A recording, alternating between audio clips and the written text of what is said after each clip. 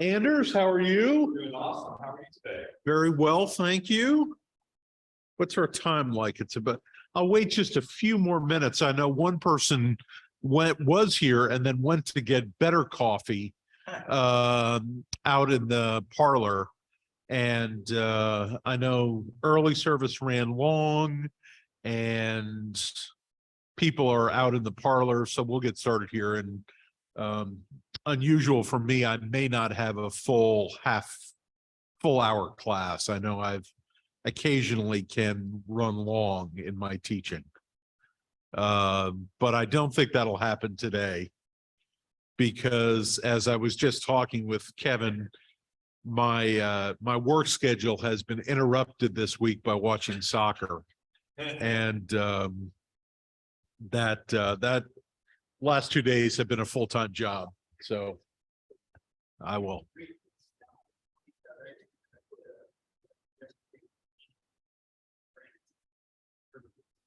It was a good game. England missed a penalty kick that was well deserved. And they had good chances, but that just didn't finish. So they lost 2-1 to France. I think France is quite good. And Mbappe, it just is amazing to me, is only 23 years old. He's an incredibly gifted player. And that the big surprise, obviously, yesterday was that Morocco won and beat Portugal. So, and Portugal looked very good in the game prior to that. So, pardon me, Morocco, and they're the first African team to get this far into a World Cup. So, yeah, down to the final four. And that will be Tuesday and Wednesday. And then the final will be on the 18th. Final four are Argentina, France, Croatia, and Morocco. So, and Argentina and Croatia in some ways are soccer favorites, and they've got two amazingly world-class players, generational players, for whom this will be the last World Cup. And I was saying that Luka Bravic, who plays for, that's not his last name, who plays for Croatia, they ran over 12 miles in the game that he played the other day, and he's 37 years old. Just amazing. And then the Argentine has a player named Messi, who I think arguably is the greatest player of his generation. Just amazing player. Maradona, Diego Maradona, who I did not like because when I was driving down from Princeton, having graduated in 1986, I organized where I was staying to make sure they had cable so I could watch the soccer games. And I was in Winston-Salem at this place, and I had a television set and I had a chair set up in front of the television set, and they were playing England, and Maradona hit the ball in with his hand. It was called the hand of God goal, and it was just wrong. Crushed England's, just Not that you carry that. not that I care. Not. In fact, I wrote a Scottish friend of mine who's living in South Africa now, that I haven't really gotten over Argentina because of the hand of God goal, even though I want them to win because of Messi. And he said, well, I haven't gotten over it because the Malvinas Falklands War, so one of the interesting things about World Cup is it's all overlayered with this, history and geopolitical history. I was amazed when the United States played Iran that it was as clean a game as it was, because it had every opportunity of being really quite nasty. Well, welcome. You all didn't come here to hear the pastor go off about soccer. I apologize. Yeah, well, I got here on June 9th. Is it June 9th is when we moved into our rental house up the street here of 2006. And the movers came at 9. I think the World Cup game started at 9:30, and I think 10 o'clock the cable people arrived to get me hooked up. I missed the first half of the first game. Since '86, I have tried to see every game live that I can. I've not gotten all of them this World Cup, but I've seen all of them. Well, that's enough about all of that. Let's tune in. One of my other passions is art. How many of you took art history in school? A number of you I know have. I've never had an art history class. And I don't know where my love of art came from, but it's something that I have over the years really taken to. Many of the images we'll look at today, I think, will be ones that'll be familiar to you. Those of you who've been in classes with me before know that one of the questions I like to ask is, if you were Cecil B. DeMille, how would you depict this biblical scene? We're invited to use our imagination in some of this, and one of the reasons I love art so much is the artists have this possibility of artistic imagination. And so obviously also one of the issues is, how do we narrow some of this down? For those of you who were in early worship, one of the texts was the Magnificat today. And so I started thinking, well, maybe I'll do a couple of weeks on Mary in the art. And I thought particularly about the Annunciation and the Nativity, and also the Visitation. I may get to that. I really didn't get out of the Annunciation today. And I think it's so interesting in the development of these various images over time. There are a couple of books that I want to refer to. I don't know if anybody's in the room when quite a few years ago, I came across, I think it was when I was in seminary, a Yale historian named Yaroslav Pelikan. How's that for a name? I mean, you could be a full professor with a name like that, right? And he wrote a book called Jesus Through the Centuries that just absolutely took my mind in a different place. Were you in the class? We did that one summer. It wasn't everybody's favorite book. A couple of people said, can't they put the cookies on a lower shelf here? This is maybe a little bit, but it was so helpful for me when I read it the first time to think about how different eras of history, something about Jesus's life became the lens through which he was understood. So Jesus as kind of rabbi, Jesus as light to the world, Jesus as liberator in our own time, became kind of the way that we understood Jesus. And because of that, how did the artistic representations begin to acknowledge or amplify that particular way of looking? And he afterwards did one called Mary Through the Centuries. And I've skimmed this. I've not really read it. Rosemary Verrill, and I don't know if Rosemary is watching via Zoom this morning. She's been under the weather, and encouraged her to go ahead and not come, but Zoom in. And so I've done a little bit with that book. I'll probably do more next week. And then another little book that I have that I find really fun is Gospel Figures in Art.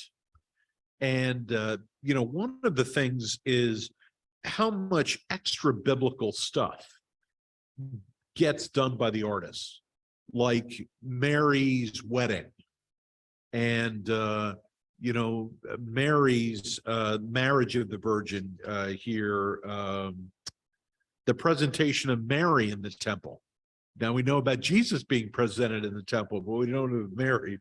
The education of the Virgin, things like this, the birth of Mary, all of these aspects of her life that get interpreted artistically. And one would say probably not so much in the Protestant tradition, right? Many of these are pre-Reformation and post-Reformation, but within the Roman Catholic tradition. One of the images I did not get to put up that I meant to,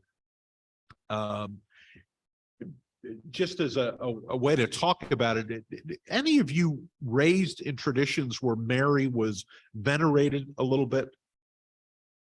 I know we have folks who come from various traditions, so I want to be really careful about what I say, but I was raised in a heavily Roman Catholic neighborhood as a Presbyterian minority. Most of the kids in my neighborhood went to Our Lady of Perpetual Help parochial school. That was the parish church, which my father called Our Lady of Perpetual Debt. And many of the folks had what we used to call BVMs in a bathtub. And I meant to put that image up there. Anybody know what that is? I know in Minnesota you had these, Ken. The Blessed Virgin Mary in a grotto. But that little grotto, so it's a statue of Mary, but in a little grotto. But the grotto basically looks like somebody has put a clawfoot bathtub in the ground and put Mary inside the half of the bathtub. So colloquially, it was called a BVM in a bathtub. And I'll make sure we get an image of that next week. So the veneration of Mary has not been something that has been a part of my tradition, but I would say within the last 20 to 30 years of my ministry within Protestantism, there has been kind of a rapprochement toward Mary. And in one of our classes, Companions in Christ class, we had talked about Mary as a model for discipleship. This radical availability on her part of saying to God, do, as is needed. So not the Theotokos, mother of God, that we go to get mama to help Jesus be on our side kind of a thing, but really a model for that. And I think it's important for us to think about what must it have been like for this young woman to get this revelation from God. So I called this Mary Did You Know? And we're not going to sing the song. Most of us know that song, and they're actually really wonderful feminist rebuttals to that song, which I find amusing as well. But it was written by a guy here in town who was over at, I think, Covenant Pres, Michael Green, some Green. Isn't his name? You're shaking. Buddy Green. I've met him before and heard him talk through the song. And for many people, it's, a real Christmas favorite for theirs. But what do we know? So we're going to go ahead and go through this a little bit. All right, here we go. This is supposedly the earliest known image of Mary. And for a couple of us who went on the study trip that I led to Italy, we went down to the catacombs, and one of the most moving experiences for any of the trips that I've been on was doing communion in the catacombs. And in fact, here come the Coles who were there that very day. Wasn't that amazing, doing that? Yeah. And in the Priscilla on the Via Salania in Rome, there are a number of frescoes dated for about 150 CE or AD, if you'd prefer. And this one of Mary nursing the baby Jesus. I think it's remarkable that it's that early. And again, this notion of how do you have images going a little bit later we forget, I think, sometimes how important North Africa was in the rise and development of Christianity, especially Egypt. There are major players in the early church that come out of Egypt, not the least of which is Abba Antony, the monastic who went out in the desert. Athanasius is over there. Lots of folks, and these are two images that come pretty early. The one that's not the rondel that is on the left, a fragment of a curtain hanging, dyed and printed linen, possibly the 4th century, and it's of the Annunciation. So you see the angel's wings here. And then the one next to it is an embroidery, a little bit later, 6th century, both the Annunciation and the Visitation that come together. And again, how in the world do you depict the Annunciation? It's a mystery anyway. These are great pictures. We'll get ones a little bit later. And the variety of material used artistically. One of my favorite are these ivory carvings. And one of the nice things about them often is that they were used for personal devotions. When you could open up a little triptych or carry with you as you were traveling. And this is a diptych, 2-panel piece. And again, the Annunciation and the Visitation coming together. I love the bottom portion here of that sort of closeness with Elizabeth. We'll do more with the Visitation next week. This is almost one-dimensional with the Annunciation, the angel just sort of saying, hey, Mary, we don't see much of a sense of her reaction to this. And I think that's one of the things as we move forward that we'll get to see. As I was doing some prep work on this, sorry, there were a whole subgenre I had never really thought about before, but there's a whole kind of grouping of paintings that have St. Luke painting the Madonna. And this notion that we get out of Luke's gospel, sort of this rounded vision of Mary and who she is. We have the encounter not only with the angel, we have the Magnificat, which we heard today, that absolutely revolutionary song. We have her going and having the visitation with Elizabeth. We have all of this encounter with Jesus and John the Baptist. I'll show next week a couple of paintings that are particular favorites of mine. One was Jesus and the infant John the Baptist. I had a chance a number of years ago to travel through Canada, and I had planned to spend a night in Ottawa, the capital. We don't think of it as this major international city up there to the north. I wish Bill and Kelly Christie were here. And I remembered when I was in college reading in a little article in Reader's Digest of all things, that the Musée des Beaux-Arts du Canada, the National Museum in Ottawa, they decided they would try to make it look like some of the buildings. Well, the buildings are all stone. And so that there was an $11 million cost overrun, and this would have been in the late 70s, early 80s when I remember reading the article. And I went there and I thought to myself, why are you all griping? This is glorious. How do you not spend big money? And I was struck dumb at this picture of Jesus and the infant John the Baptist. I'll show it to you next week. To imagine, what that must have been like early on. And then we don't get it until we had the text last week of John wearing his crazy clothes and bad diet out in the desert, scaring everybody half to death.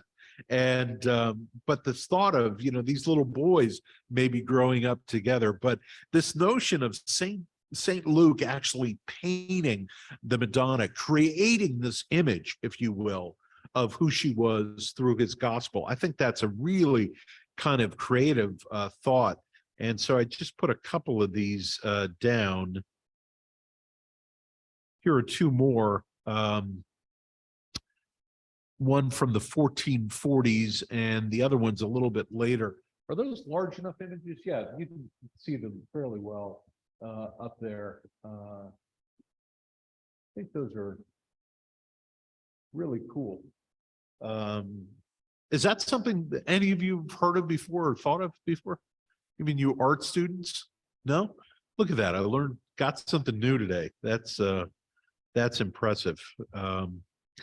And the one on the right, you can see it's not a complete icon, but it has some of the traditional kind of Russian iconography aspects to it.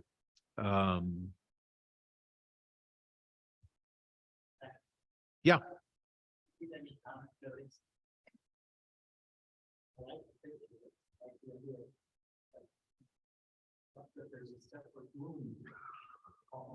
Whoops. Yeah, you know, in a lot of the enunciations, they are separate.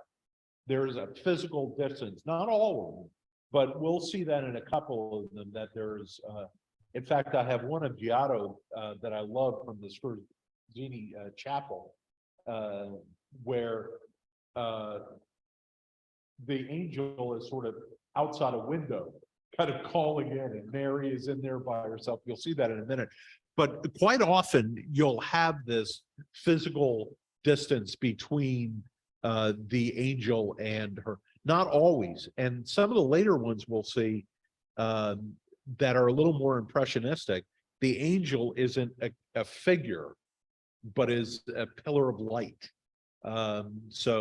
But yeah, well spotted, because I think that is, but here she's in a totally different room, separated by that. Yeah. But again, here you don't have that. So the tree of Jesse, this one I thought was really interesting as well. I have an icon in my office that's Jesus and all the disciples, but we read last week out of Isaiah 11:1. There we go. Isaiah's prophecy 11:1, that a root will come from the stump of Jesse. And so here we got Jesse on the bottom and all of Mary's relatives that get us that the line comes to us from Mary, not obviously through Joseph. Again, so the artistic stuff just about Mary that we don't necessarily think of. And I think that's pretty interesting as well.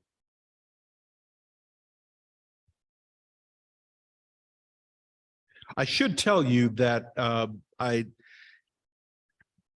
have not been in touch with Jim Womack recently, but Jim has encouraged me very much to reach out to his son, Robert, who is the fine arts professor now at Harpeth Hall. And a number of our young women have had him and have just thought he is a wonderful teacher. So I'm hoping to get him in line to do this. You know, I think trying to do something like this after having had Jim Womack or someone like that is a little bit silly on my part, but nevertheless, I think it's always good to have a chance to think about these interpretation. So let's look today at the Annunciation.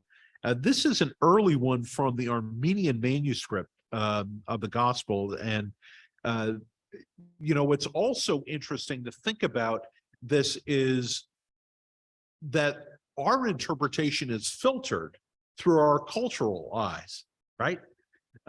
So I don't have a lot of different ones here, but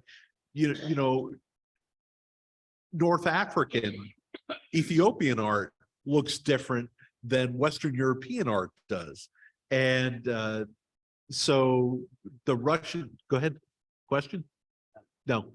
I just think when I don't have any here, but I know I have, and in fact, I have in the office an Asian interpretation of Jesus and the disciples at the Last Supper. And so to see the nuance of the particular context that a painter is from is a wonderful, wonderful thing.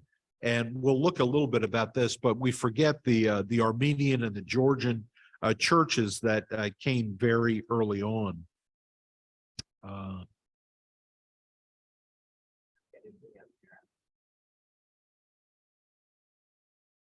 Armenian, not American, Armenian. Yeah. This is from St. Mark's Basilica. Some of you have been there. When, again, we did our tour to Italy, we did stop at St. Mark's, but we had a chance before that to go to Ravinia, which was an absolute revelation for most of us. It, at one time, was one of the most important cities of Byzantine Christianity, and some exceedingly old churches were just filled with mosaics. And I think of this one as interesting. One of the things I want to kind of highlight is the location of the Annunciation. The ones we saw before, she was inside, and in the medieval and early Renaissance, Mary's often inside with a devotional book. But here she's outside at a well. Again, some of you may be going on the trip with Donovan to the Holy Land coming up in March. When I've done that trip before, one of my favorite places in Nazareth, there are two churches in Nazareth. One is the Church of the Annunciation, which is a large Roman Catholic and modern church, and it's over the site historically thought to be where the Annunciation actually took place. But there's a smaller church that's a Greek Orthodox, and it's over the well of the original well of the town. And y'all will remember saying, why do towns grow up? Because they have a water source or they have a strategic importance. And while we can't say that this is where the actual Annunciation took place, we can say that if there was a well, Mary drew from it. And so I prefer that smaller little place, although the other one's just as beautiful.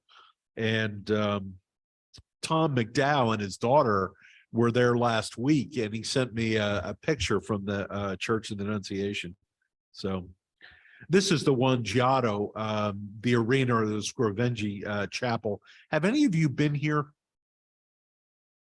You all went, of course you did, because you all gave me that beautiful calendar from there that I have on my desk even to this day.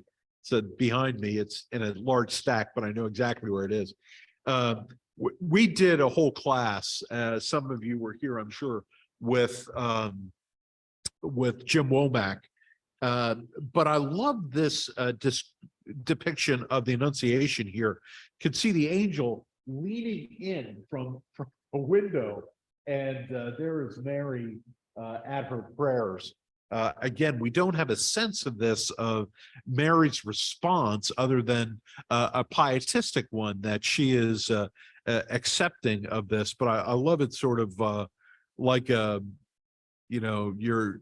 at the theater and somebody has just popped in from somewhere to go. This is a place I would very much love to travel to at some point.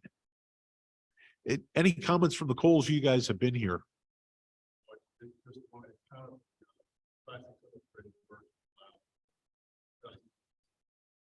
Yeah. Very, very worthwhile. Were you a Classics Illustrated guy? Yeah, a lot of folks. We'll have to talk. I mean, it's that's where I began my love of literature. I had a large stack of classics. For all of you who all are too young, you don't know that, but got a quarter of Saturday and could go down and get a new Classics Illustrated. It was great. Yeah.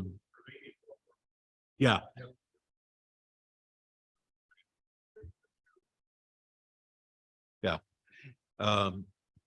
So this is a little bit earlier. This is the 1280s.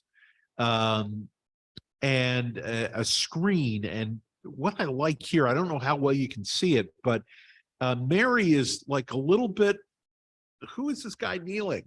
Right? You know, what's going on? And I can only imagine how awkward an encounter that must have been. But I really like that notion of her sort of pushing away a little bit.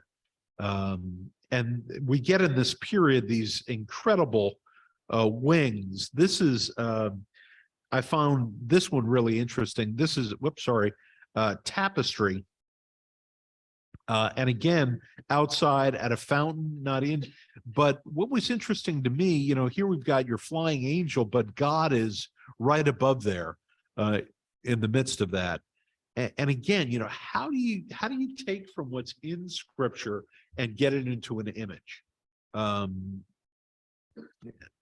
Love that.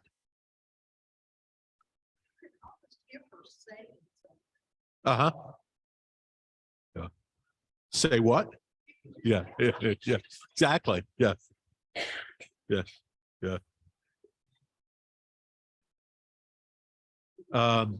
Then, you know, these incredible ones by Fra Angelica. I put three here. This is the one that's in the Prado.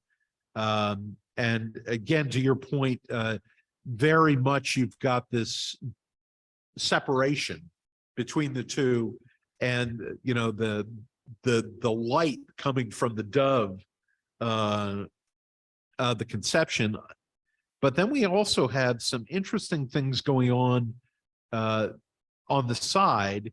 Here's Adam and Eve, and they're having to go away before this can come. And then Mary sort of looking ill, you know, I suppose here. You know, is that the moment of conception? Is that what's going on? But I think, and the reason I put the three of them here is, you know, he does different things with the three. So again, going back, that's the first one, and kind of his use of color as well. And then in the second one here, again, we have the break between the two, and here he's breathing on her. So it's not from the dove, but directly. And I think we have Adam and Eve back here again as well. And then the third one I have is this one. This is a fresco, and the amazing wings of the angel.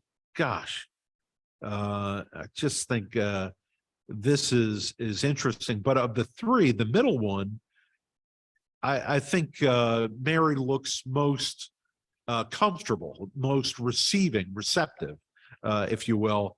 That first one, she looked ill, and this third one, she looks a little confused. But again, for Fra Angelica, this clearly separation between the two becomes an important part of that. This one I found, it's in the Louvre, and again, the idea that she was probably at her prayers, this highly decorated prayer book, but she's startled. She grabs hold of the, you know, and this angel who looks like he's just swung in from heaven. One little piece, the flowers here are red, and representing Jesus's death to come later. But there's all this kind of symbolism in many of these paintings. I'm not going to go into a lot, but I think the surprise on her face at this being startled. I love Della Robbia's stuff whenever I get a chance to see him. This is one that's in a church up in Italy, but the beauty and the simplicity of his work is just amazing to me. Whenever I get a chance to see it, it's a joy.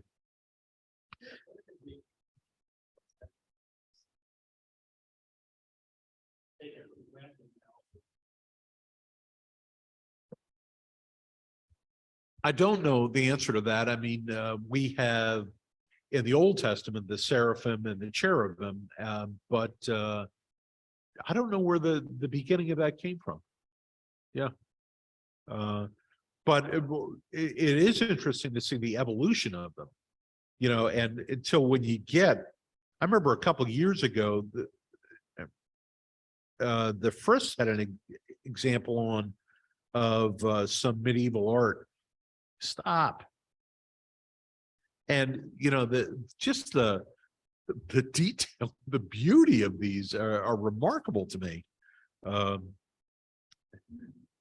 One of the things that they say of Baroque art, you know, if too much is not enough, and we're not at Baroque yet in this period, but you know, sort of the over the top stuff. Yeah.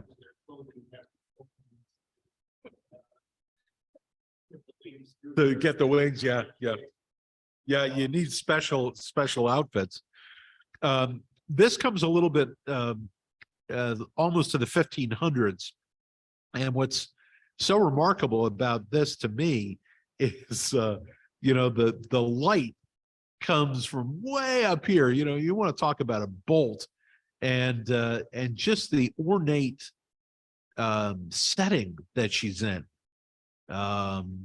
The different change of clothing as well, but we got a peacock. This one I really like, and again, this was a piece of work that we asked Jim Womack to do with us. The Eisenheim altarpiece, Grunwald's masterpiece, and this is on one of the sides of it.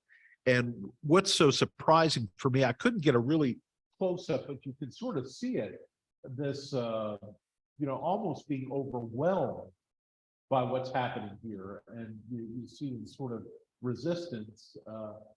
You don't really have the separation that you had in the other one, but, you know, she's at her prayer book and is interrupted, but this kind of insistent, you know, it's going to happen to you. And, you know, I'm not so sure. We'll get a little more of that as we move on. This is El Greco in Budapest. I was disappointed when we were in Budapest this summer. I didn't take the opportunity to go to the museum there. And then when I found this image and found that it was there, I was doubly disappointed. But again, you want to talk about some wings. Theotokos has some impressive wings here. This one we're getting a good bit later, French. And Mary again is, how would you describe her response here? Demure, yeah. Sort of, okay. Now we get to two that I want to talk about. This is Dante Gabriel Rossetti, who is one of the Pre-Raphaelites. Is this picture known to many of you? Whoops. It's one of two that I use a lot of the Pre-Raphaelites in my teaching, and you know, here we see somebody who looks like a young woman, almost cornered, right? At this unusual response. But we don't have the wings on the angel. We just have this messenger coming, and we're not sure of her response. And I've always liked this because of the notion of the questioning. And my favorite is Henry Ossawa Tanner. Those of you who have been in classes with me with some regularity know that I love his stuff. He was the son of a AME bishop in Pittsburgh, studied at the Philadelphia Academy of Fine Arts, PAFA, and then in the 1880s, 90s, went to Atlanta to start up a business there, and that didn't go really well. So he went to France and ended up going to the Holy Land. And his sensitivity around biblical paintings, to me, is just outstanding. And I'll show a painting next week that when I saw it in the High Museum the first time, I almost came unglued. It was Mary and Jesus reading together. And again, did Mary read? I don't know if she did. You would think that it was Joseph who was teaching him, the scriptures, if at all. But the intimacy of this young, maybe 7-8-year-old Jesus and his mother was just wonderful. So I'll show that painting next year. But here, the angel is this column of light, not even visually, and entering this room, and Mary again, almost this young woman, not quite cornered the same way here, but a little bit of that, what's going on here? And for me, this is one of my favorite paintings of the Annunciation. There are a lot more we could have gone through, but I think that's all I have for today. Questions or comments? Which is your favorite? Do you have a favorite of the ones that I've shown?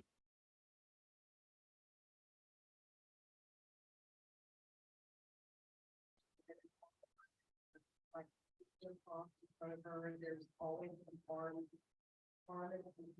herself, almost in like a very modest pose. The two much later one, Yeah. Her hands are down, and her her body language is not covering herself up like in the earlier one. Yeah. And most of them she's depicted with a halo, but like this is the last one. No, she's not. So was she considered to be holy? She has been worthy of a halo. She became the Virgin Mary.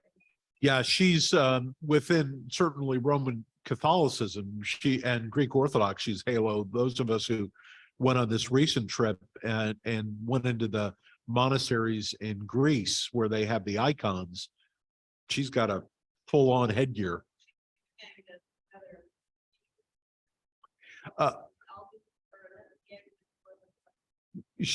Within Catholicism, she is even before she's conceived, she's the mother of Jesus. Yeah.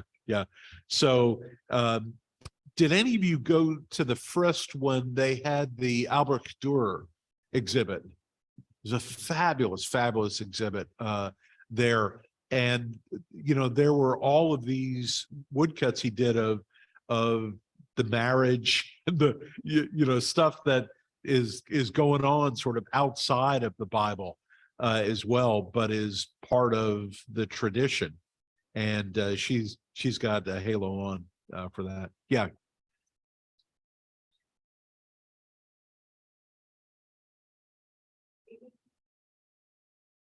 Yeah. Yeah. Right.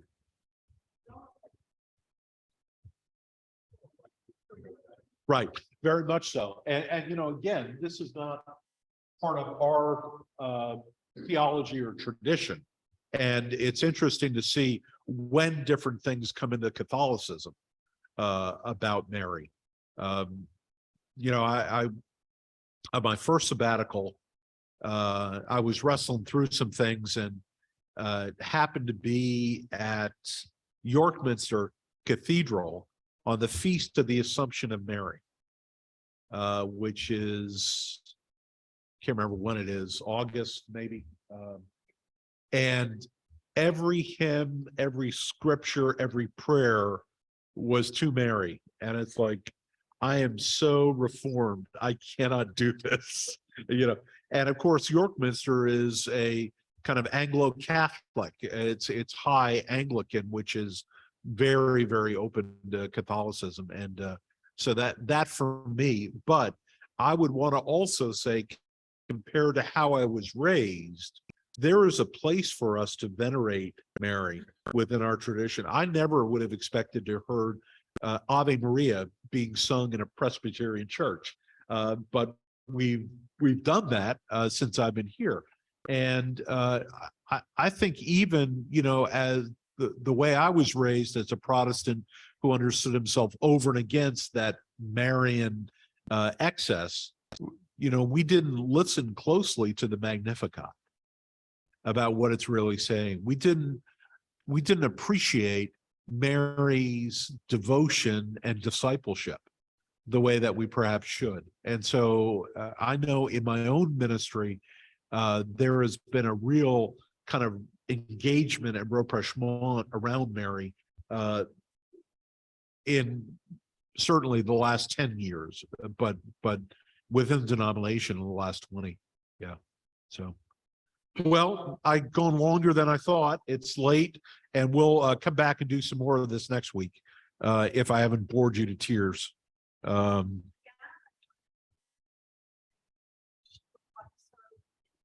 Yeah, exactly. Yeah.